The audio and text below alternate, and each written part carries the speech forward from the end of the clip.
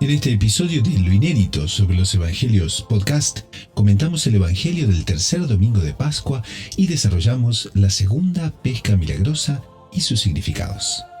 En la sección Noticias, obispos chilenos advierten sobre amenaza al secreto de confesión en ley de denuncia obligatoria. En la sección Preguntas y Respuestas, ¿qué simboliza el cirio pascual? ¿Y cuál es el origen de la palabra aleluya? Todo esto y mucho más en este nuevo episodio de Lo Inédito sobre los Evangelios podcast.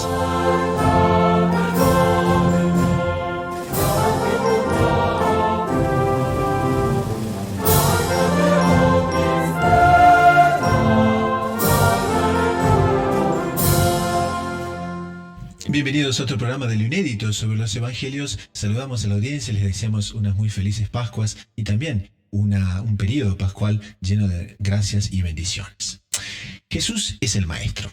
Él enseña de manera insuperable, aprovechándose de los episodios del quehacer diario para elevar las almas al amoroso conocimiento de las vías escogidas para sus elegidos. Los apóstoles estaban muy habituados a los oficios y trabajos del mar, y era a partir de esa realidad que el Señor entonces quería conducirlos a los más altos niveles de santidad. Son dos las pescas milagrosas que registran los evangelios. En la primera pesca milagrosa vemos muchísimos simbolismos que son muy dignos de destacar.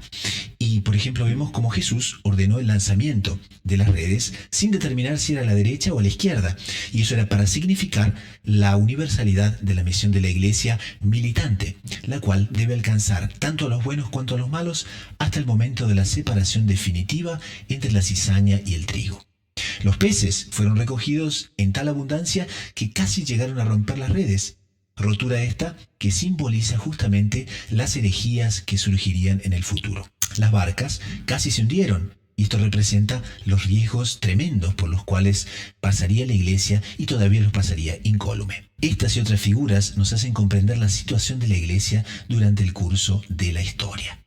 Y es justamente el tema del Evangelio de hoy, donde así como tenemos dos pescas milagrosas que simbolizan una la iglesia militante y otra la iglesia triunfante, vamos a ver entonces cuál es la maravillosa riqueza de significados de esta pesca, la segunda, realizada después de la resurrección. Y vamos también a ver qué es exactamente la iglesia militante y qué es la iglesia triunfante. Pero para esto les presento a los integrantes habituales del programa. Desde Roma, hoy se nos une el hermano Fernando Pío Galán. Salve María, hermano Fernando. Salve María, hermano Gustavo. Bueno, una alegría de tenerlo otra vez por aquí. Como ustedes saben, el hermano Fernando Pío Galán de los Heraldos del Evangelio es doctorado en Teología Espiritual por la Pontificia Universidad Santo Tomás de Aquino de Roma, el Angelicum, y es además misionero en España. Y también desde Bogotá, Colombia, se nos une el doctor Saúl Castiblanco. Salve María, doctor Saúl. Salve María, hermano Gustavo, una alegría saludarlo, al hermano Fernando y a toda la audiencia. El doctor Saúl Castiblanco es psicólogo, editor de la agencia de noticias Gaudium Press en su edición hispana, es además bachiller en Ciencias Religiosas por la Pontificia Universidad Santo Tomás de Aquino de Roma y por la DOMUNI, Universidad Internacional de los Dominicanos con sede en Toulouse, Francia. Y el Evangelio de hoy dice: en aquel tiempo Jesús se apareció otra vez a los discípulos junto al lago de Tiberíades, y se apareció de esta manera.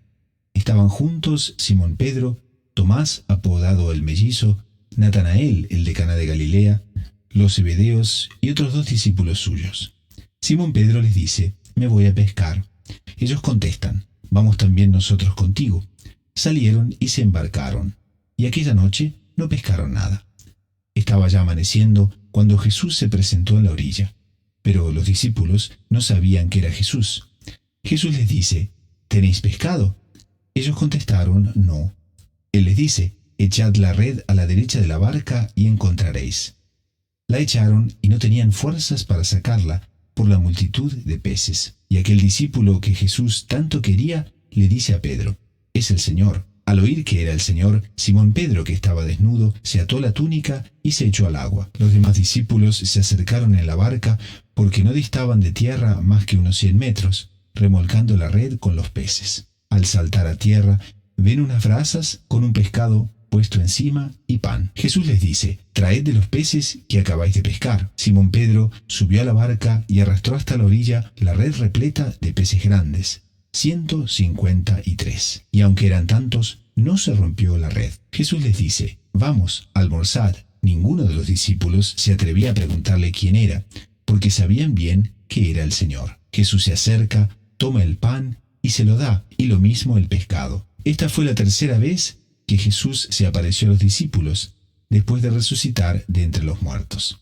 Después de comer, dice Jesús a Simón Pedro: «Simón, hijo de Juan, ¿me amas más que estos?».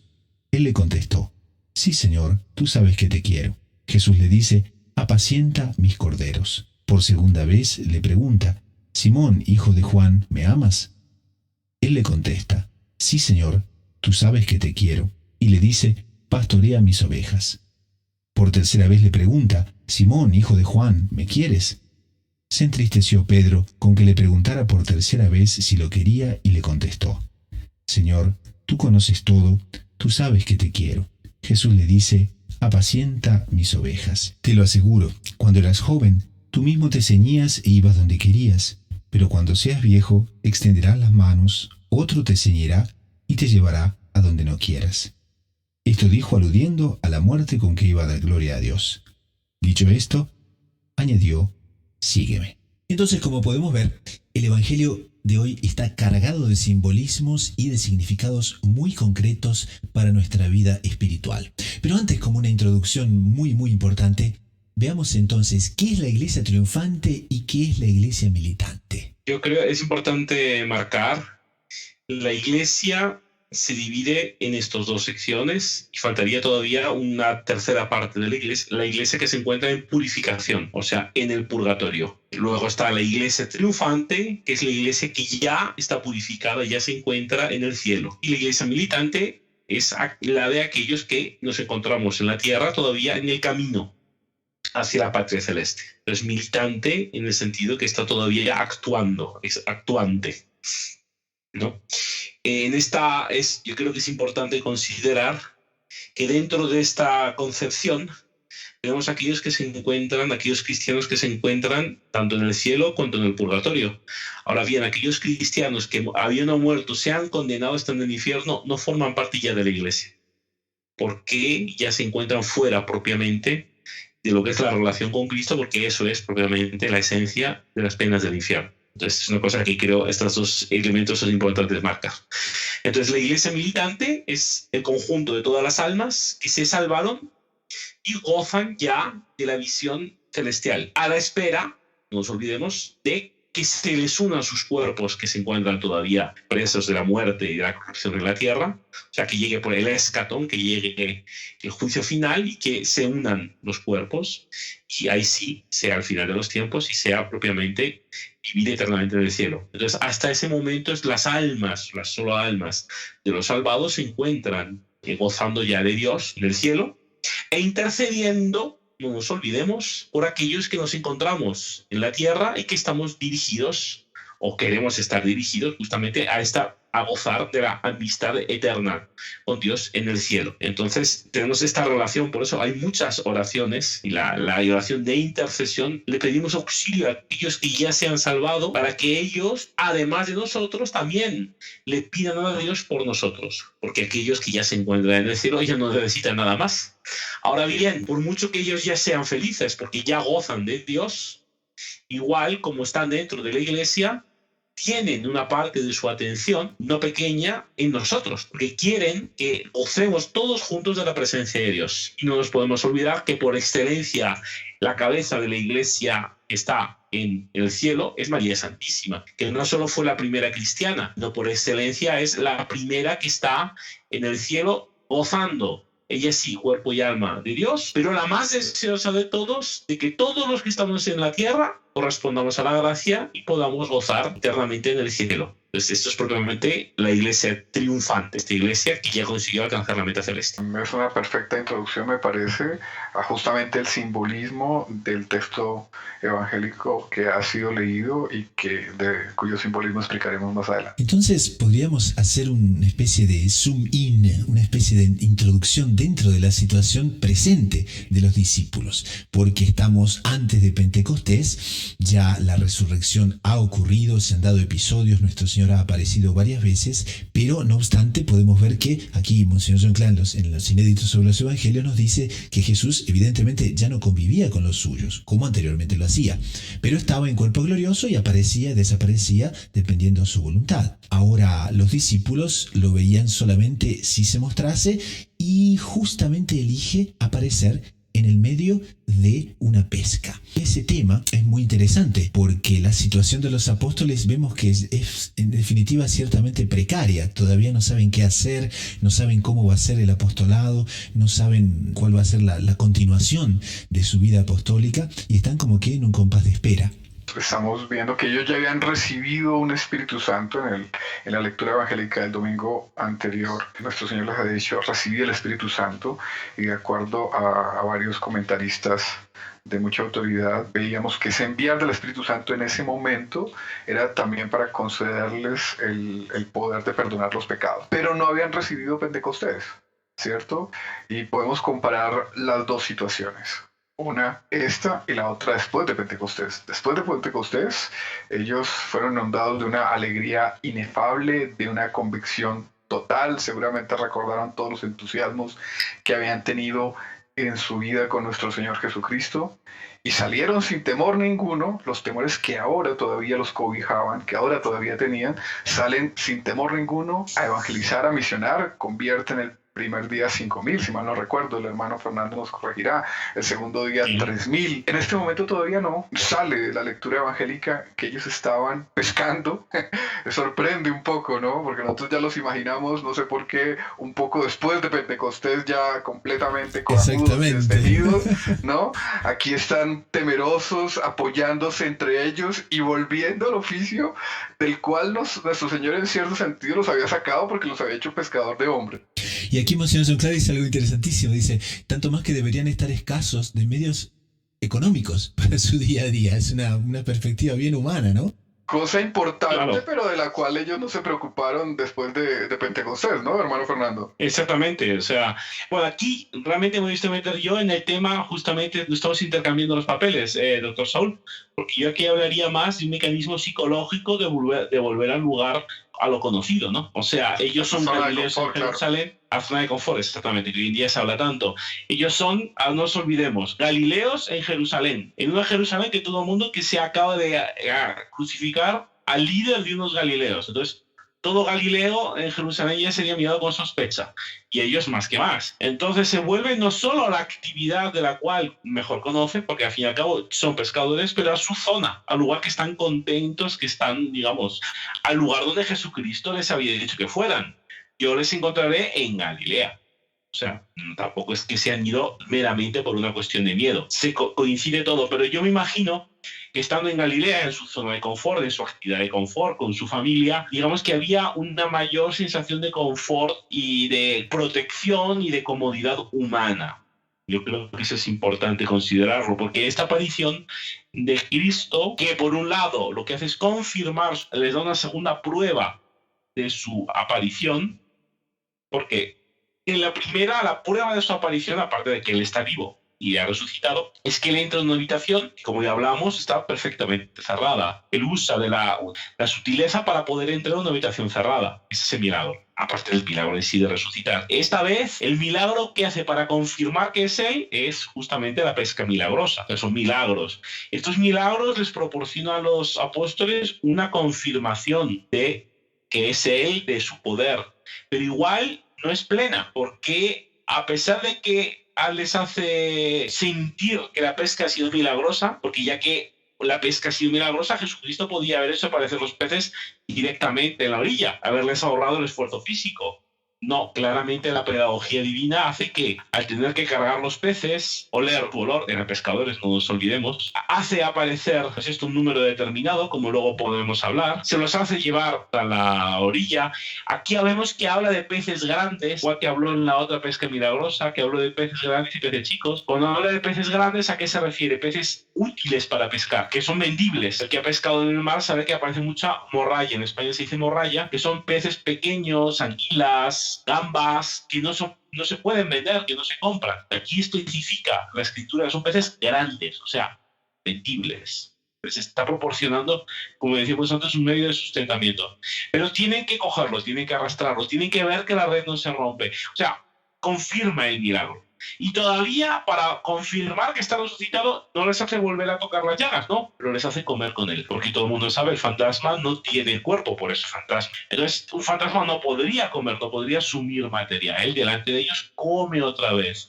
Les distribuye el pan. Consagra, pues muy probablemente, por mucho que no hubiera vino, al fin y al cabo él es Cristo. Él tiene el poder sobre la consagración. Les hace volver a comulgar, yo no tengo dudas. Les conforta, pero igual es curioso, todavía no les da la plenitud de su espíritu, como les da en Pentecostés.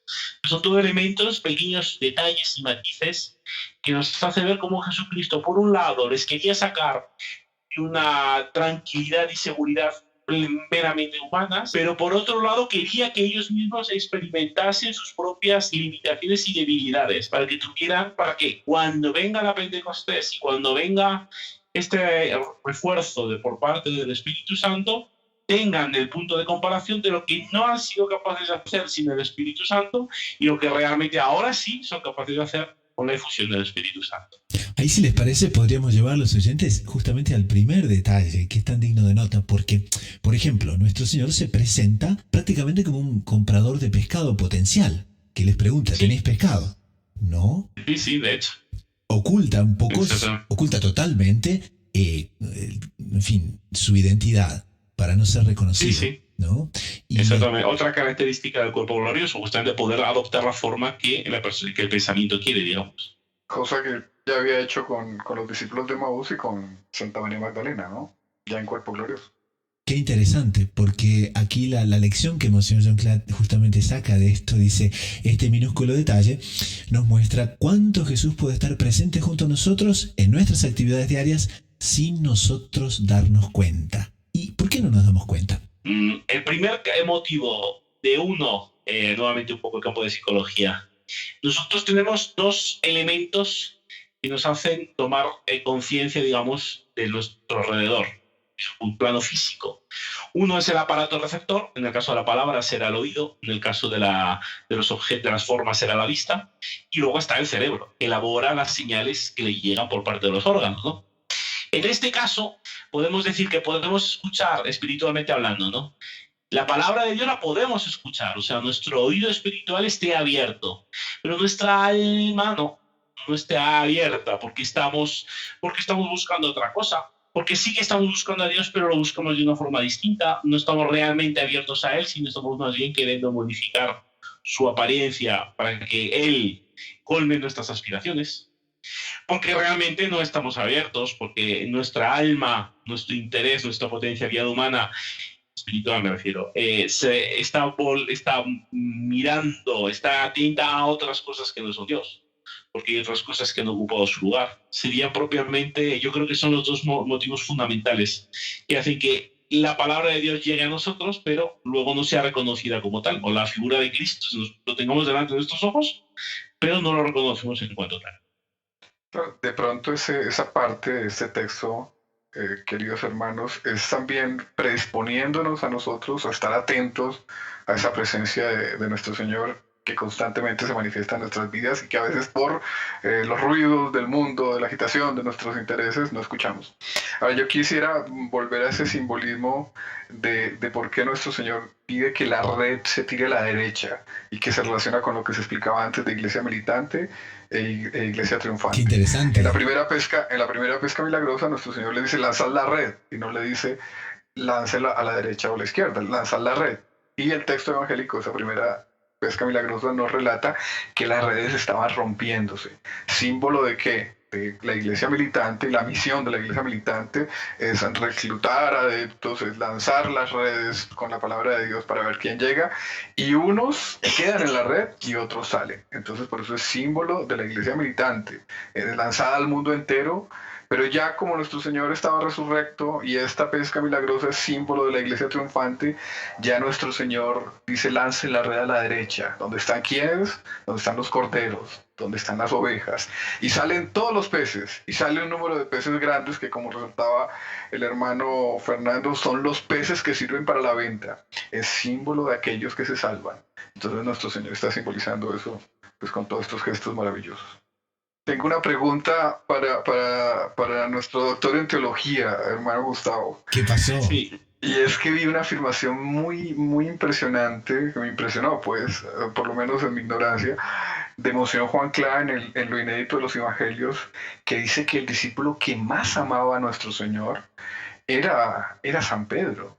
De tal manera que el primero que reconoció la presencia de nuestro Señor en este pasaje fue San Juan, el discípulo amado. Pero es San Pedro el que enseguida se lanza al agua, y Monseñor Juan Cla hace un comentario como al margen diciendo el discípulo que más amaba a Dios. Y entonces se me pone a mí un problema teológico, y es cuál, que sabemos que el amor de Dios no corresponde al bien de la criatura amada, sino que crea el bien de la criatura amada. Entonces, ¿cómo siendo San Juan el discípulo más amado no era el que más amaba a nuestro Señor? Porque amar a nuestro Señor es por así decir, la suma bondad. No sé si estará muy intrincado el problema o muy enredado, hermano Fernando.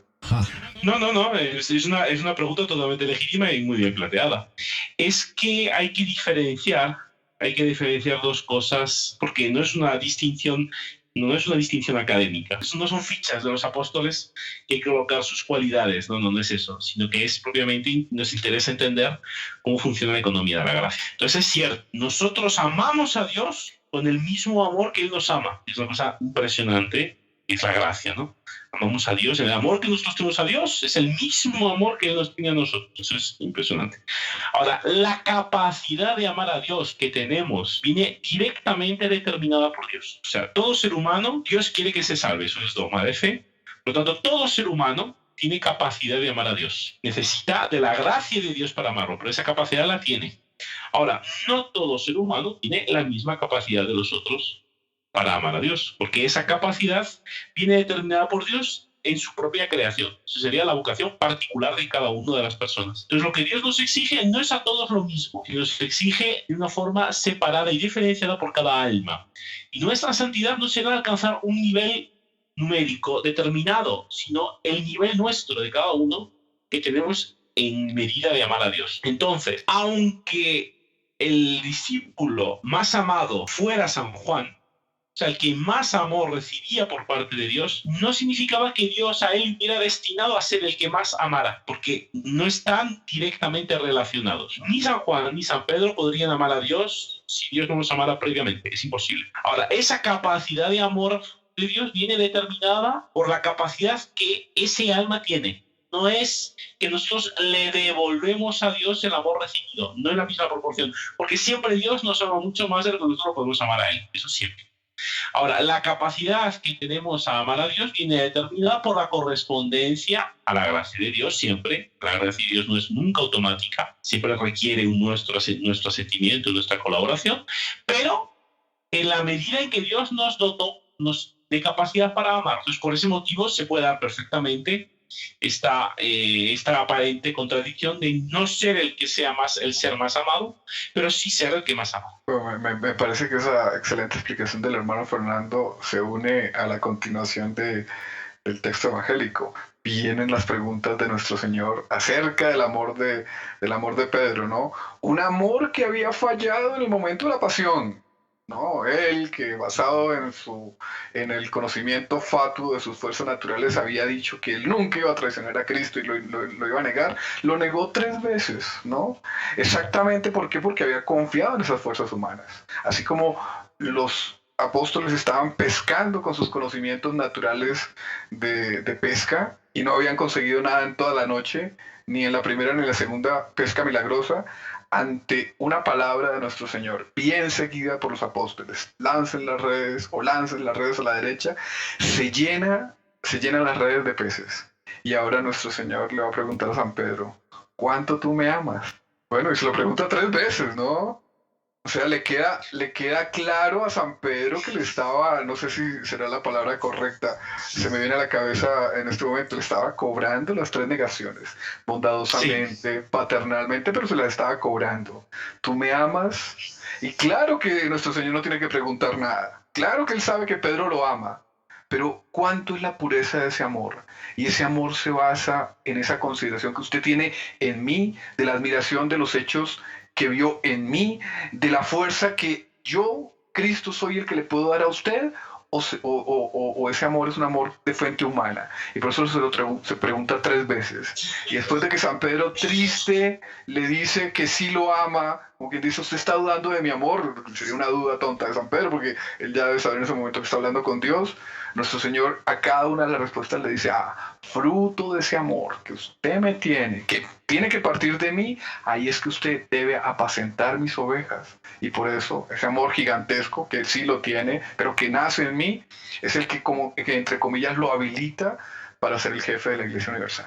El Concilio Vaticano I, aquí como se en clasita, dice: solo a Simón Pedro confirió Jesús, después de su resurrección, la jurisdicción de pastor y rector supremo sobre todo su rebaño, diciendo: apacienta mis corderos, apacienta mis ovejas. Y eso cómo nos fortalece nuestra fe católica, tan opuesta justamente a ciertas interpretaciones equivocadas. Estoy un poco preguntando, hermano Gustavo, pero no sé si el hermano Fernando conoce por qué primero él dice cordero y después oveja, porque todo lo que dice nuestro Señor tiene un simbolismo. Todo tiene un simbolismo, y los símbolos, por su propia naturaleza, son ricos en significados. Por lo tanto, no teniendo una relación directa, una revelación directa, hay múltiples interpretaciones. Entonces aquí algunos quieren ver los diferentes tipos de fieles que va a tener la Iglesia. Entonces, una cosa serían los laicos, que serían las ovejas; otra cosa serían los clérigos, que serían los corderos. Qué interesante. Eso es una de las hipótesis. Otra hipótesis que se coloca es los paganos y los judíos. Los dos estaban llamados a ser la Iglesia. Sería otra posible separación. ¿Cuál es el sentido final real que le puso nuestro Señor? Yo sinceramente tiendo a pensar que serían todos estos y otros que sabremos en el futuro. Ahora, este evangelio contiene lecciones. Aquí Monseñor John Cla, destina un último subcapítulo para este comentario y dice: son lecciones para los católicos de todos los tiempos. ¿Cómo lo ven esto? ¿Cuáles serían las lecciones que más podríamos subrayar, más podríamos destacar? Pues yo creo la primera de todas yo creo que es la que atraviesa todos los siglos, es que el poder, la fuerza, la gracia nos vienen de Cristo. Lo tenemos que experimentar, lo tenemos que reconocer, y la pedagogía divina nos muestra que muchas veces, para reconocer que todo el poder viene de Cristo, nosotros tenemos que haber cargado el peso de nuestros pecados y nuestras limitaciones, y de que podemos tener excelentes intenciones, pero o nos confiamos real y enteramente a Dios, a su potencia y a su gracia, o es que no llegamos. No llegamos. Por eso es importante las 3 negaciones de San Pedro, que fueron terribles. Cuentan las tradiciones que él hasta el final de sus días lloraba por la negación de Cristo. Y mire que aquí, entre comillas, se había perdonado, no hizo alguna, él sabía perfectamente que había sido perdonado, pero igual él estaba muy apenado por cómo había, digamos, entre comillas, desolucionado a Cristo. Entonces, esto me parece que es una realidad espiritual que no podemos dejar de contemplar. La preeminencia y la primacía total de la potencia de la gracia en nuestros días. Y yo creo que como un corolario a lo que acaba de decir el hermano Fernando es que no siempre los males son males, ¿cierto? Entonces no pescaron en toda la noche, pero justamente por no tener peces, más fácilmente reconocieron al maestro cuando el maestro les dijo: tiren la red a la derecha. Entonces, cuando nos vengan males, ¿no será que esos males son la ocasión que Dios nos está dando para pensar más en Él, para confiar más en Él, para implorar más su ayuda, claro, porque al final de cuentas, sin esa raíz nada podemos hacer, nos lo dice nuestro Señor, solo que el orgullo humano y nosotros mismos, todo nuestro ser caído después del pecado original, nos mueve a confiar en nosotros, y las negaciones de Pedro, el no conseguir peces, etcétera, es lo que dice el hermano Fernando, es la ratificación de que nuestra confianza tiene que estar puesta en Dios, y nuestra desconfianza en nuestro propio ser. Y nunca podemos ni estar deprimidos ni ser pesimistas en el sentido negativo de las cosas. No, eso es exacto. Y luego otro punto que me parece muy importante para añadir lo que acabamos de decir. Ojo, no es solamente que sin Cristo no podemos hacer nada, o sea, un sentido negativo.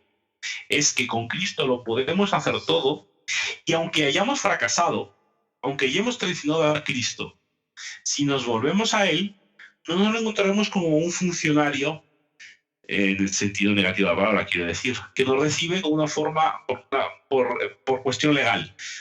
Bueno, sí, te perdono, vale, haz esto. No, aquí vemos la iniciativa por parte de Cristo Se preocupa, ¿tenéis pescado? No, no han comido entonces. No han comido, si no tienen pescado no han comido.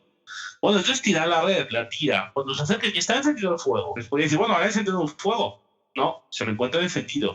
Se encuentran ya pescado. Se encuentran, dice, no en este evangelio, no lo vamos a encontrar aquí escrito, pero en otros relatos propiamente dicho lo vamos a encontrar. Un pescado ya estaba en el fuego, ya lo había hecho aparecer. Allí había pan cociéndose en el fuego. Se había encargado todo eso Cristo. Después Jesús se acerca, toma el pan y se lo da, y lo mismo el pescado. Se lo cogiendo a vosotros, podría haber dicho no. O sea, aquí vemos una vez más, es un ejemplo de tantos en el Evangelio, que realmente Dios nos trata como trata la madre de su hijo pequeño. Nos mete la comida en la boca. Entonces, ese punto es muy importante considerarlo. Y nos da la fuerza después para todo, pero viene de él, claro, ¿no? O sea, ellos tenían razones para estar temerosos, claro, habían matado a su maestro, bueno, lo habían visto 2 veces resucitado en ese momento, pero ahí estaba muerto Cristo, y además estaba todo el poder del imperio y todo el poder de la sinagoga detrás de ellos. Pero todos esos temores, todas esas consideraciones humanas razonables, no sirvieron de obstáculo cuando llegó el Espíritu Santo. Cuando llega Pentecostés, que hace con ellos maravillas, ¿no? Sobre todo, pues, el surgimiento de la Iglesia Católica Apostólica Romana.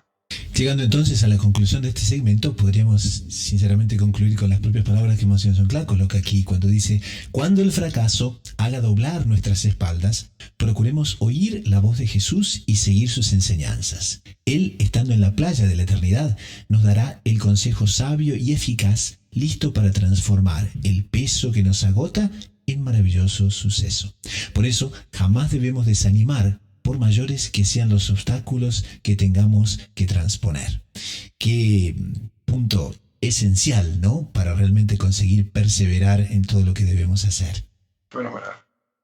Exactamente. Entonces con esto pasamos a un espacio musical y enseguida retornamos con las noticias de lo que ocurrió en la iglesia y en el mundo, que esta semana realmente está muy pero muy interesante. Ya retornamos.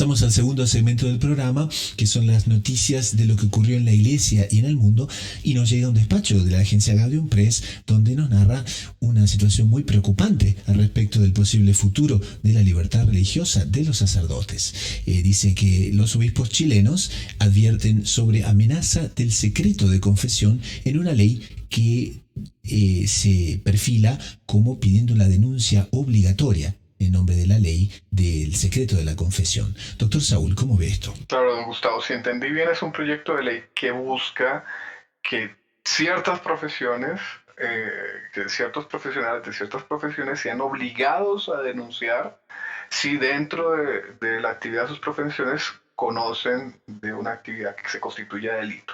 Entonces, dentro de esas profesiones pues, está la de sacerdote y está el acto sacramental por el cual un sacerdote, un presbítero, un ministro ordenado escucha los pecados ajenos, que muchas veces no son solo pecados, sino también delitos, ¿no? Y uno ve que ese tipo de tentativas de, en el fondo, violar el sigilo sacramental, ¿cierto? Violar esa relación de confianza y ese acto que también es un acto de fe entre penitente y sacerdote, ya han ocurrido en otras partes, ¿no? En el programa pasado, si mal no recuerdo, hablamos de Australia y recientemente, si mal no recuerdo, obispos o la propia conferencia episcopal de Irlanda o de Escocia también habló de algo parecido. Bueno, esa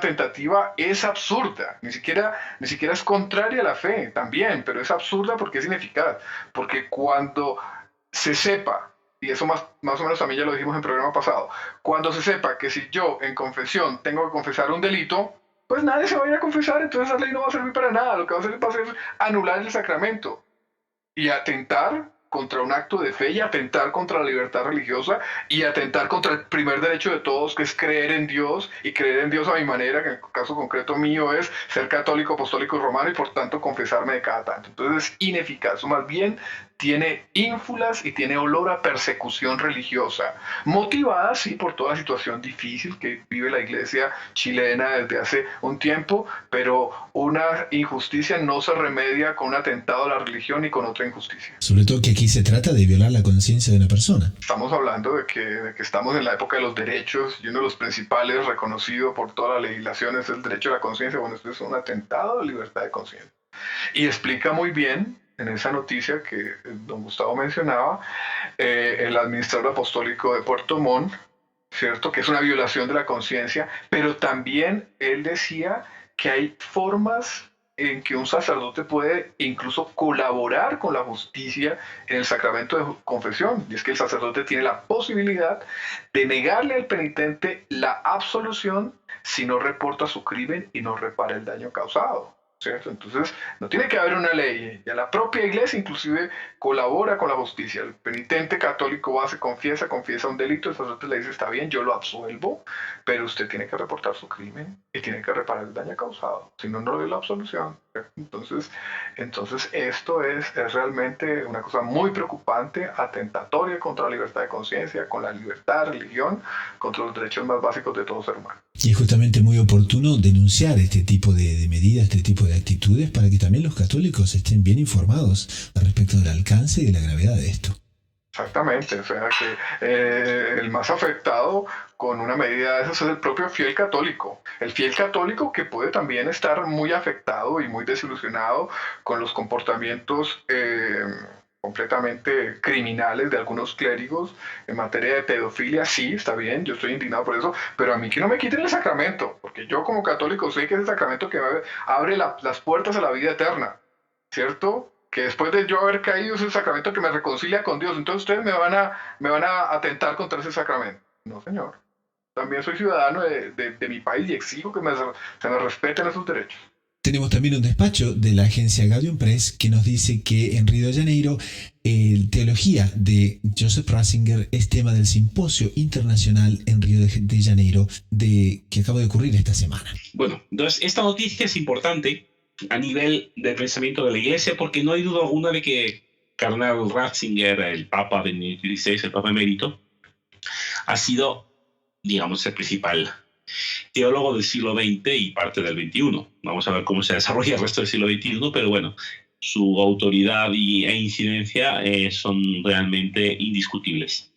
Entonces está publicando toda una serie de ensayos y artículos teológicos a lo largo del siglo XX. Se ha compilado por temas todas sus aportaciones de forma cronológica y temática. Entonces, la Fundación Ratzinger, junto con otras instituciones locales, está promoviendo este conocimiento de Benedicto XVI en todo el mundo, y en este caso es en Brasil, que ya tenía, porque se había hecho un congreso de la Fundación Ratzinger en el pasado, la propia Universidad Pontificia de Río de Janeiro había creado una cátedra dedicada al pensamiento de Joseph Ratzinger. Entonces se ha querido presentar el volumen número 11 de las obras completas. Y es interesante porque el volumen número 11 es el referido a la teología litúrgica, o sea, el fundamento sacramental de la existencia cristiana, y es el primero que se ha traducido al portugués, porque obviamente sus artículos son en la mayoría o publicados originalmente en alemán o en italiano.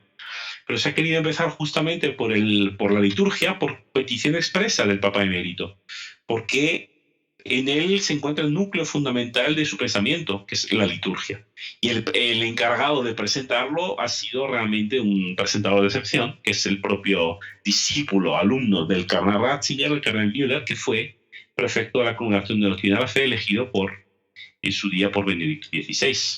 Entonces, él es el encargado de compilar, ordenar, presentar este pensamiento de forma unificada a través de esta colección.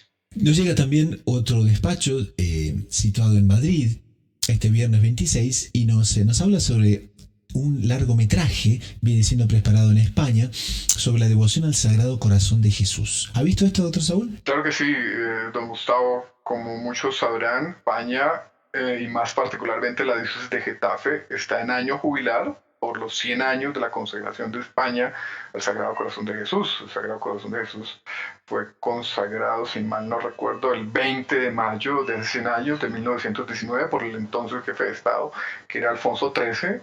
Bueno, y con eso atendiendo el deseo de toda la nación de entregar su vida, su destino, los bienes de la propia nación en manos del Rey del Universo. La propia diócesis de Getafe comenzó año jubilar el 2 de diciembre pasado, es decir, un año que conmemora ese centenario de la consagración, que termina por lo tanto el 2 de diciembre próximo, ¿no? Y como año jubilar, pues se conceden todas las indulgencias y todas las prerrogativas que da la Iglesia en estas circunstancias. Y Goya Producciones, que es una conocida productora de televisión, de cine, de todo tipo de estos materiales, pues está filmando una película muy interesante que se llama Corazón Ardiente. No es solamente un histórico de lo que son los 100 años de la consagración de España al Sagrado Corazón de Jesús, sino también como, por lo que tengo entendido, cómo a partir de España esta devoción se ha difundido por muchos lugares, por muchos sitios. Entonces trae testimonios de los beneficios que la devoción al Sagrado Corazón ha hecho en diversas personas, ¿cierto? Trae históricos, trae entrevistas. Entonces esta es una película que incluso, un film que ya se está esperando con mucha expectativa. Si no me equivoco, va a ser inaugurado, va a ser lanzado en noviembre, pero está en este momento pues terminando el film y recogiendo fondos, que siempre todo esto es costoso, pero parece que les está yendo muy bien esa película Corazón Ardiente, que en muchas partes se está esperando con mucha expectativa. Corazón Ardiente va a estar bajo la dirección de Andrés Garrigó y justamente será lanzada en noviembre de este año en España y otros países. Ellos ya hicieron, don Gustavo, una película exitosa que se llama Fátima, el último misterio, sobre las apariciones de la Virgen de Fátima y todo lo que se sucedió a partir de las apariciones. Entonces colocamos en las notas del programa la información sobre esto. Entramos entonces en el segmento siguiente del programa, que son las preguntas de los oyentes y las respuestas. Les comentamos que pueden enviarnos sus preguntas al email de Radio María que tenemos en ise@radiomaria.ca o claro a info@loineditomultimedia.com. Y hoy la primera pregunta es: ¿qué simboliza el cirio pascual? Doctor Saúl, ¿qué nos comenta de eso? Bueno, claramente, don Gustavo y querida audiencia, el cirio pascual es un símbolo de Cristo, ¿no? Cristo, que había muerto, él resucita en el sábado pascual, ¿cierto? El sábado para domingo, y él es simbolizado por ese cirio, ¿cierto? Que simboliza la luz que llega a la tierra, la luz que resucita, la luz que debe guiar nuestras vidas. Es una luz justamente que se enciende ese sábado pascual y que nos recuerda que ese resucitado no solamente resucitó como un hecho que ocurrió hace 2000 años, sino que es un hecho que marca la historia de la humanidad, marca por lo tanto nuestras vidas, ¿cierto? Él resucita, pero él nunca dejó de ser, nunca dejó de existir, y entonces por eso en el rito de bendición del Cirio Pascual, el sábado de Pascua, se recuerda que Cristo ayer y hoy, ahora iluminó, ahora este cirio, ahora resucitó, pero Él siempre lo fue ayer y hoy. Él es el principio y el fin. Él es el alfa, la primera letra del alfabeto griego, y es la omega, es la última letra del alfabeto griego, ¿cierto? Él es en el tiempo todo. Él es en el tiempo y en la eternidad. A Él dice el ritual, ¿no? La gloria y el poder por todos los siglos. Aquí resucitó, está simbolizado en este cirio iluminado, ¿no? Es muy bonito porque esa resurrección es después de la muerte que Él sufrió por amor a nosotros, para rescatarnos. Pero es ese Dios eterno, inconmensurable, principio y fin, que está resucitando. Y que sí, nos ha recordado en el cirio pascual que murió por nosotros, y por eso se colocan las bolas de incienso, los 5 granos de incienso, que simbolizan las 5 grandes llagas de nuestro Señor, ¿no?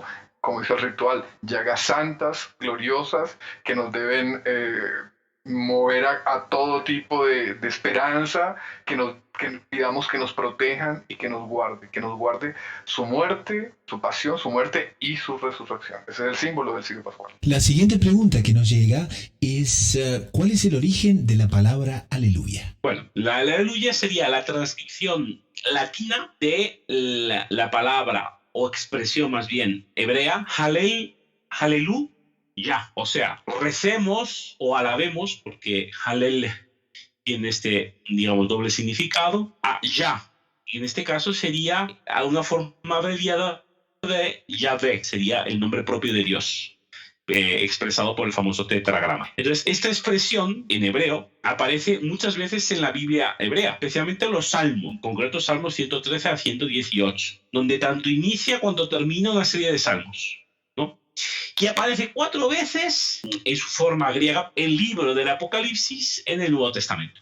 Entonces es muy interesante notar cómo la encontramos 24 veces en el Antiguo Testamento, 4 veces en el Nuevo Testamento, en concreto en el Apocalipsis. Entonces, originalmente esta palabra se utilizaba en la liturgia exclusivamente en la noche del domingo de Pascua. Solo se cantaba en ese momento. Cuentan los cronistas de la liturgia, ¿no? Posteriormente se extiende su uso a todo el tiempo pascual, solo en el tiempo pascual. Este uso de la liturgia ha ido progresando, se ha ido desarrollando hasta el uso actual. En el uso actual, aleluya es utilizado todos los días en la liturgia de las horas y en la Santa y en la misa. En la misa en concreto se utiliza siempre para proclamar el Evangelio. En la liturgia de las horas se utiliza la introducción de la liturgia de las horas de todos los tiempos litúrgicos, especialmente en Cuaresma. En Cuaresma no se utiliza la expresión aleluya, sino alabemos a Dios, alabemos al Señor o similares. Aquí la pregunta, bueno, pero si acabamos de decir que aleluya no es sino alabemos al Señor en hebreo o en su transliteración latina. Y luego, para no usar aleluya decimos lo mismo, ¿por qué? Pues porque muchas veces la pedagogía se basa en los contrastes. Al igual que en la Cuaresma, la Iglesia manda no usar flores en el altar, no se usa el aleluya. ¿Para qué? Para que después de 40 días, cuando ya la falta se ha hecho evidente, la vigilia de Pascua vuelvan tanto las flores cuanto el aleluya, cuanto otros símbolos de alegría aparezcan después de este tiempo de ausencia. Entonces, esto remarca de una forma especial el significado particular de este día concreto. Es una forma pedagógica el privarnos de la palabra aleluya, no del concepto, por supuesto, durante la Cuaresma, para que aleluya sirva como un marco dorado para remarcar la excepcionalidad de la vigilia del día de Pascua y de todo el tiempo pascual. De hecho, en la liturgia de las horas va a ser constante el uso de la palabra aleluya se repetirá 15, 20 veces en una sola hora litúrgica. Luego en las oraciones de la misa, de la Santa Misa, también se dirá, pero con tanta incidencia. Y para luego pasarse a utilizar de forma ya más habitual el resto del tiempo litúrgico. Entonces, este es propiamente el origen y el desarrollo actual de la palabra aleluya. Tiene la importancia de ser una forma que nos viene del culto antiguo. O sea, en el aleluya es uno más de los ejemplos y de la aplicación práctica de la unión que encontramos de la Iglesia Católica como receptora de las promesas del Antiguo Testamento. Entonces lo tenemos en esta. Tenemos otros usos, tenemos otras palabras, pero aleluya en concreto nos retrotrae, nos conecta con toda la estirpe del pueblo de Israel, del pueblo elegido que tenemos desde los tiempos de la alianza con Moisés y bueno, desde los tiempos de la creación de la Guía. Y pasamos al último segmento del programa, que son las sugerencias de la semana. Esto es una website, un enlace que nos haya gustado para el bien espiritual de las personas. Doctor Saúl, la receta semanal, ¿qué nos recomienda? Pues hablamos anteriormente de la película que se piensa lanzar en octubre, noviembre de este año, sobre la devoción al Sagrado Corazón, que se une a la conmemoración de los 100 años de consagración de España al Sagrado Corazón de Jesús. La película se llama Corazón Ardiente y ellos tienen ya una página web. La página es corazonardiente.com, ¿no? Es una página, ellos están recogiendo fondos para continuar la película, para terminar la película, para lanzar la película. Entonces están viendo una campaña de fundraising, de recolección de fondos, pero ya habla de la película, ya tiene un adelanto de la película, de la trama de la película, cómo será la película, algunos hechos y testimonios, algunas de las múltiples beneficios que la devoción al Sagrado Corazón de Jesús tiene. Entonces recomiendo la página, sí. Muy bien, y a quien les habla le gustaría recomendar una vez más un libro realmente fabuloso por el padre Antonio Rollo Marín, que se llama Ser o no ser santo. Esa es la cuestión. Es un libro realmente fabuloso. Quien les habla va ya por los 3/4 del libro. Es realmente espectacular, no solo en los detalles que son necesarios de cómo practicar la virtud, de cómo frecuentar los sacramentos, sino que también habla de los 9 grados de la oración. Y eso es realmente un tema fabuloso, se lo recomendamos y ponemos justamente el enlace en las notas del programa. Se puede acceder a la versión PDF de forma gratuita, de manera que esperamos que todos los oyentes se beneficien muchísimo con esto.